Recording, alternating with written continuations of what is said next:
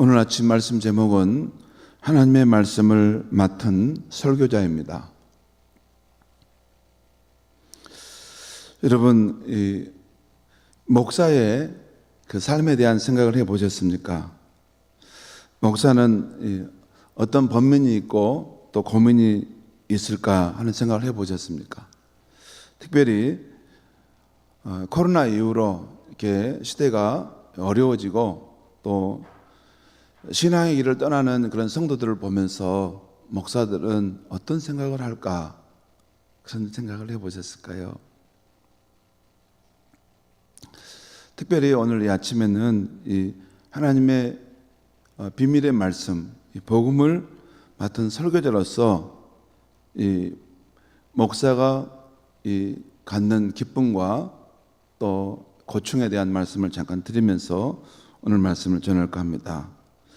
목사는 회중 가운데, 하나님의 회중 가운데 하나님의 말씀을 맡아서 전하는 설교자로 세워진 사람들이죠.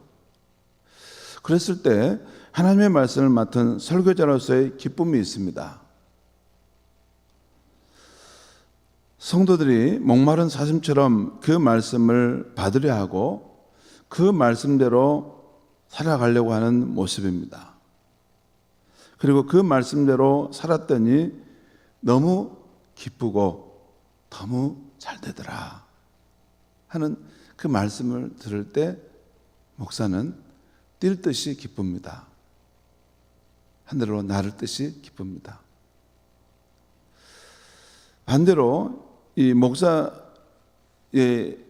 통해 선포된 말씀을 들으시는데 그 말씀을 경홀히 여기면서 듣는 것 같다라는 생각이 들 때는 마음이 아픕니다. 그러려고 내가 목사가 됐을까 이런 생각을 하게 됩니다. 목사는 특별히 기독교는 이 말씀의 종교이기 때문에 이 목사 자신도 말씀에 이 생명을 걸고 또한 성도들도 이 말씀에 생명을 걸으면서 함께 만났을 때 이 목사는 가장 보람과 행복을 느끼는 것입니다. 아무튼 성도들이 목마른 사슴처럼 그 선포된 하나님의 말씀을 받아들이고 그 말씀대로 살아가려고 하고 그 말씀 안에서 행복한 삶을 살아갈 때 목사의 행복은 세상인 것입니다. 그 반면에 하나님의 말씀을 맡은 설교자로서의 번민과 어려움이 있습니다. 한 두 가지 정도 분명한 것을 말씀드리면, 첫째는 설교자가 그 하나님의 말씀대로 살아야 한다는 것입니다. 그런데 현실적인 한계로 인해서 그 말씀대로 살지 못할 때 참 괴롭습니다. 여러분, 말씀을 선포하는 설교자가 그 말씀대로 살려고 할까요? 안 할까요? 정상적인 사람이라면 그 말씀대로 살려고 안 할 수가 없습니다. 그렇지 않은 사람은 비정상적인 사람이든지 그 양심이 고장난 사람입니다. 정상적인 사람만 돼도 자신이 전한 말씀대로 그 말씀대로 살지 않으면 괴로운 것입니다.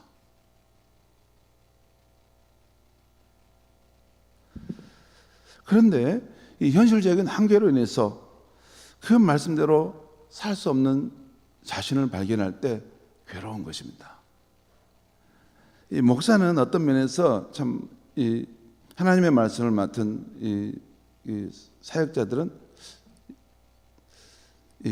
이런 말 하면 큰일 나겠는데 혼자 사는 것이 좋겠다는 생각이 들 때가 있습니다. 혼자 사는 것이. 그렇죠. 왜냐하면 가족이 때로는 거침이 될 수 있습니다. 그렇죠.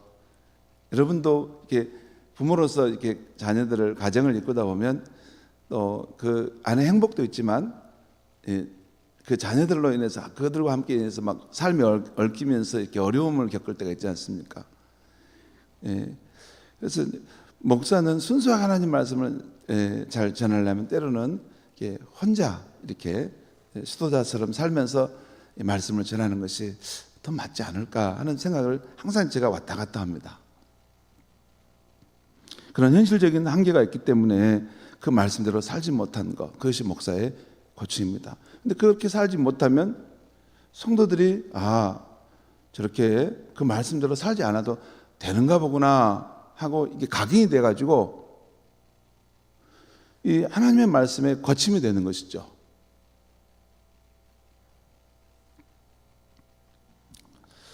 이런 현실적인 한계로 그 말씀, 하나님 말씀대로 살지 못하게 될 때 마음에 이 번민과 고민이 있습니다. 또 하나의 이 설교자로서의 번민은 그 시대와 성도의 삶 속에서 하나님의 말씀을 밝히 드러내 주어서 하나님의 뜻의 인도를 받게 해야 하는데 설교자 자신의 역량과 능력의 한계로 그 길을 밝혀내지 못할 때입니다. 성도들의 삶을 보면 이것은 아닌데, 이렇게 믿는 것은 아닌데, 이 시대를 맞았을 때 오히려 깨워서 빛의 자녀들로 살아가야 되는데 그것을 우리가 목도합니다. 그러면 그 시대 상황 속에서 하나님의 뜻은 이것입니다 라고 명쾌하게 이것을 준비해서 선포해 줘야 되는데 이게 그 역량이 쉬운 게 아닙니다.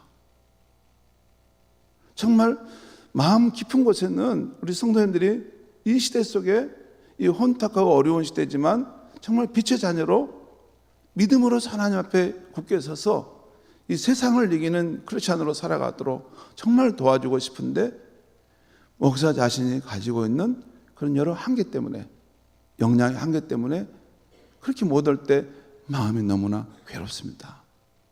하나님, 내가 이 맡겨진 사명을 잘 감당하지 못하는데 이래도 되는 것입니까? 이래도 쓰시겠습니까? 이런 마음의 번민함이 있습니다. 두 가지, 설교자 자신의 그런 한계 상황 속에서 그 말씀대로 살지 못한 것에 대한 그러한 번민이 있고, 물론 살아가려고 하죠. 많은 부분에 여전히 변화가 있습니다. 없는 게 아닙니다. 있습니다.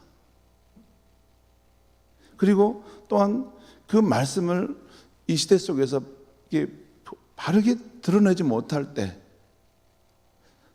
좀 더 그 전에 좀 많은 실력을 쌓고 준비했으면 좋았을 텐데 하는 그런 안타까운 마음이 있습니다.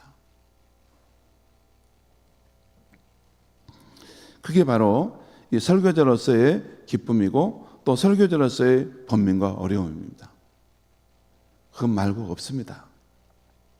잠시 있다 살다 하나님 나라 돌아가는 것이 우리 인생인데, 인생의 세상에 무엇을 그렇게 욕심을 부리고 소망을 갖게 있겠습니까? 여러분, 다 뜬구름 잡다 가는 것이 실제 실존적인 우리 인생의 삶입니다. 물론 우리가 그 생의 날들도 가치 있게 하나님 나라와 복음을 위해 쓰고 하나님의 영광을 위해 살면 그것은 너무나 아름답고 정말 찬란하게 빛난 것입니다. 왜? 너무나 짧고 덧없는 것인데 그것을 자기의 욕망을 위해 쓰지 않고 이 땅에 보낸받은 하나님의 나라와 복음을 위해서 쓰는 삶, 더 찬란하고 더 빛나는 것입니다.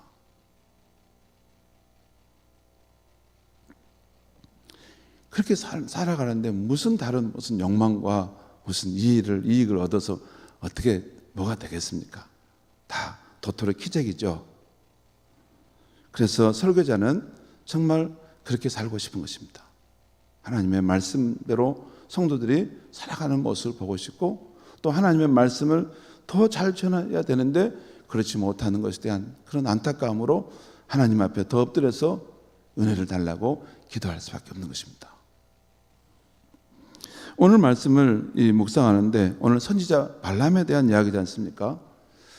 이전에는 이 발람을 이렇게 나쁜 선지자로만 생각했는데 이 선지자 발람에게도 이러한 현실적인 고뇌가 있었겠구나.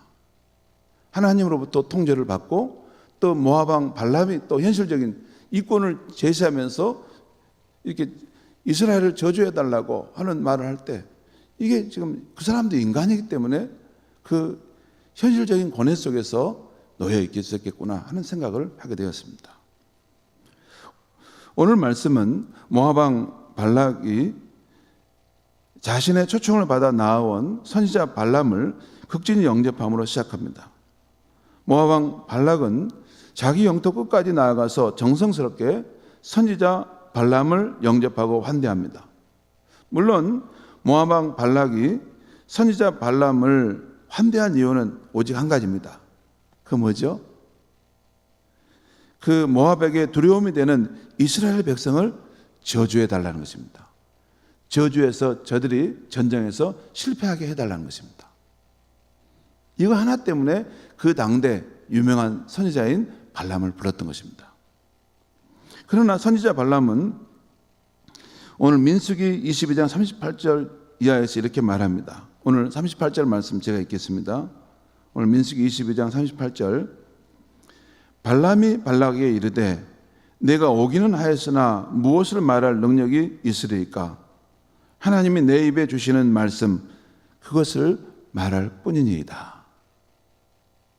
하나님이 내 입에 주신 말씀 그것을 말할 뿐입니다. 이 말씀만 보면 참된 선지자임을 알 수 있어요. 아무튼 선지자 발람은 하룻밤을 쉬고 모압 왕 발락의 인도를 받아 이스라엘 백성의 진영이 모두 펼쳐 보여지는 그 산 위에 올라가게 됩니다. 산 위에 올라가서 이제 예언하도록 인도함을 받고 있는 것이죠. 자, 예언해야 할 때가 되자 선지자 발람은 하나님이 자신에게 주신 말씀을 따라 이렇게 예언합니다. 그 내용이 오늘 민수기 23장 7절에서 12절까지 나오는데 한번 제가 차례로 읽어보겠습니다. 먼저 7절과 8절 말씀은 제가 읽겠습니다. 민수기 23장 7절 8절입니다. 발람이 예언을 전하여 말하되 발락이 나를 아람에서 모압 왕이 동쪽 산에서 데려다가 이르기를 와서 나를 위하여 야곱을 저주하라 와서 이스라엘을 꾸짖으라 하도다. 하나님이 저주하지 않으신 자를 내가 어찌 저주하며 여호와께서 꾸짖지 않으신 자를 내가 어찌 꾸짖으라. 그러니까 지금 이 발람 선지자 발람이 예언하는데 이 모압 왕 발락이 나를 데려다가 그 야곱을 저주하고 이스라엘을 저주하라고 이렇게 했다는 것입니다. 그렇지만 하나님이 저주하지 않으신 자를 내가 어찌 저주할 수 있겠는가 이렇게 예언한 것입니다. 다시 또 9절과 10절 말씀 제가 읽겠습니다. 내가 바위 위에서 그들을 보며, 여기 바위 위에서 산 위에서 이스라엘 백성을 보았다는 것입니다. 보며 작은 산에서 그들을 바라보니 이 백성은 홀로 살 것이라 그를 여러 민족 중에 하나로 여기지 않으리로다. 야곱의 특고를 누가 능히 세며 이스라엘의 4분의 1을 누가 능히 셀고 나는 의인의 죽음을 죽기 원하며 나의 종말이 그와 같이 갖기를 바라노라 하매. 이 9절 말씀 한마디로 이 산 위에서 이 이스라엘 백성의 진영을 바라볼 때 이 백성은 참으로 이 대단한 백성이라는 것입니다. 그리고 그 수가 너무 많아서 그 수를 어찌 다 셀 수 있겠느냐. 참 대단한 백성이고 하나님께 축복받은 백성이라는 것입니다.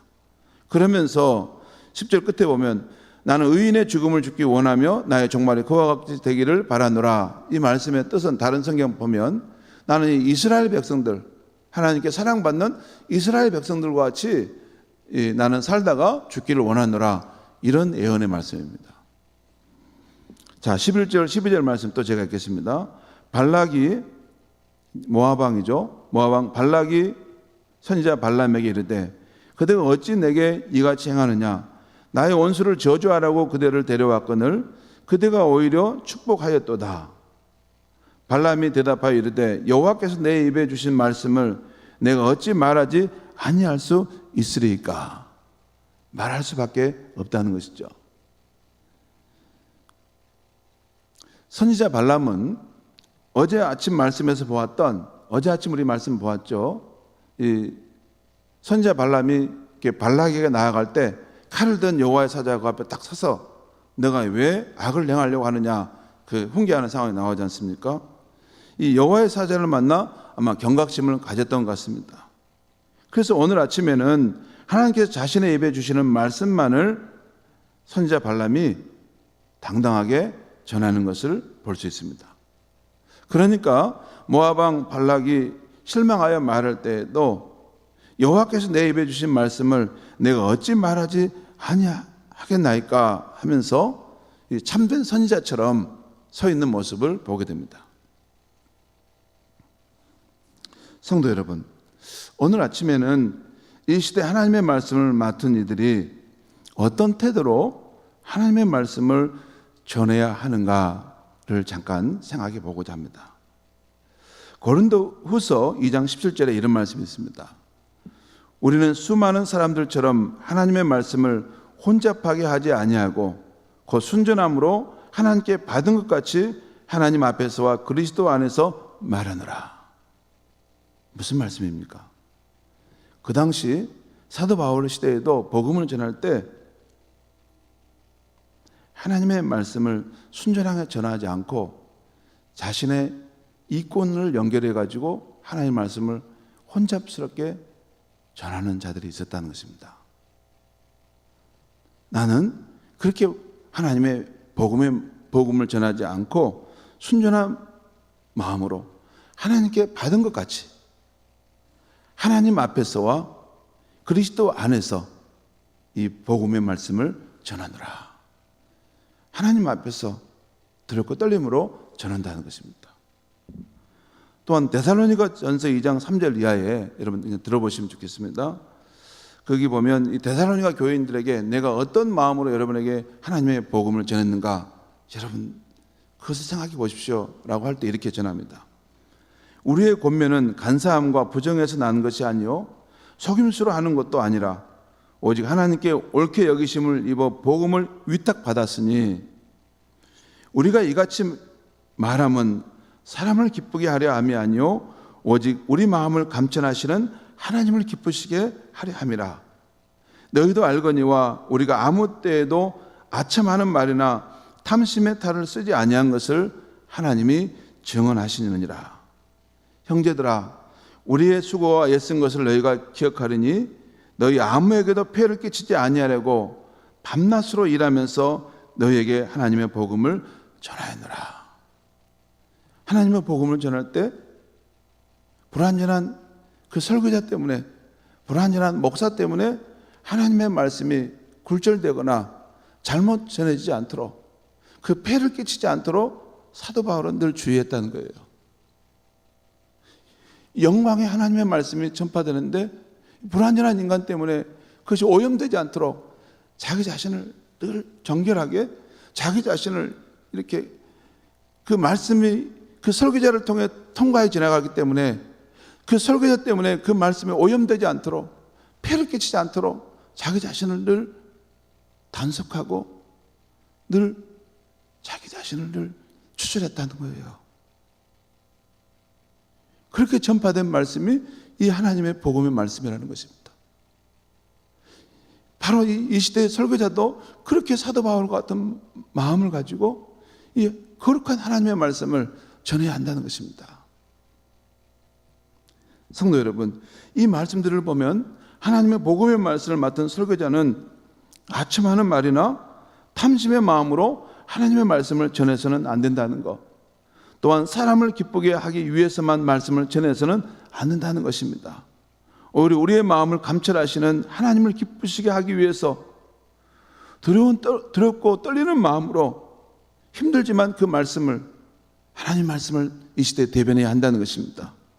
또 하나님의 복음이 전파될 때 설교자의 삶을 통과해 가는데 그 삶 때문에 그 말씀이 오염되거나 거침이 되지 않도록 해야 한다는 것입니다. 성도 여러분, 제가 부족함이 많지만 이런 사도 바울의 이런 모습처럼 그렇게 살고 싶고 또 그런 설교자가 되고 하나님의 말씀을 맡은 주의 종이 되고 싶은 것입니다. 여러분도 한국교회 설교자들이 또 여러분의 설교자가 그렇게 되도록 기도하고 도와주시기 바랍니다. 그래야 우리 한국교회 목사님과 성도님들이 함께 이 어려운 시대에 살 수 있고 이 시대에 하나님의 그 위대한 사명을 이루게 될 줄 믿습니다. 기도하겠습니다. 하나님 아버지, 이 아침에 선지자 발람의 권해를 통해서 하나님의 말씀을 맡은 설교자의 그 기쁨과 그 권해의 삶을 오늘 듣게 되었습니다. 하나님 아버지, 설교자가 안고 있는 현실적인 그런 한계, 그 어려움도 있지만 그럼에도 하나님은 그 설교자를 통해서 그 영광의 하나님의 말씀을 맡기시고 또한 전파하게 하십니다. 하나님, 이 시대에 한국교회가 다시 새롭게 되고 이 혼돈의 시대에 세상을 살리는 생명의 교회가 되는 길은 바로 설교자들이 살아나는 그 자리에 있는 줄 믿습니다. 하나님, 설교자들의 죽어가는 영성을 깨워주시고 오늘 이 사도 바울의 이 고백과 같이 그런 혼잡하게 하는 삶이 아니라 순전한 마음으로 하나님의 말씀을 두렵게 전할 수 있게 하여 주시옵소서. 사람을 기쁘게 하는 것이 아니라 사람의 마음을 감찰하시는 하나님을 기쁘시게 하기 위해서 정말 하나님의 말씀을 늘 기도하고 그 말씀을 씨름하면서 찾아서 이 시대 죽어가는 영혼들을 살리는 생명의 말씀을 전하는 한국교회가 되게 하여 주시옵소서. 예수님의 이름으로 기도하옵나이다. 아멘.